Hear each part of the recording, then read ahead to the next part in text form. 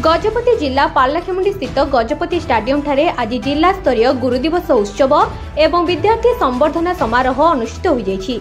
एही कार्यक्रम में मुख्य अतिथि भाव में गजपति जिलापाल विजय कुमार दास योगदान करथिबा बेले अन्यतम अतिथि भाव में पारलाखेमुंडी विधायक रूपेश पाणिग्राही और मोहना विधायक दासरथी गमांग, जिला परिषद कार्यनिर्वाही अधिकारी डॉक्टर गुणानिधि नायक, सहकारी शिक्षा अधिकारी मनोरंजन दले, शिक्षा अधिकारी मायाधर साहू प्रमुख मंचासीन थिले। एही अवसर में अतिथि मानक द्वारा प्रदीप प्रज्वलन कर जिला प्रशासन और जिला शिक्षा विभाग पक्षरु एही कार्यक्रम अनुष्ठित हो जाइछि। एथिरे अतिथि माने निज निजर मत व्यक्त करथिले।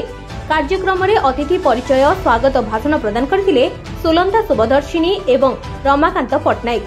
कार्यक्रम में अवसर प्राप्त शिक्षकों को अतिथि मानक द्वारा पुष्पगुच्छ और उपढौकन दे सम्मानित करा सहित संबर्धित कर मान्यवर मुख्यमंत्री द्वारा पोर्टाल माध्यम लोगो उन्मोचित करने सह छात्र छात्री मानक पुरस्कार प्रदान कर जिलार विद्यार्थी मानक जिला प्रशासन पक्षरु संबर्धना करा।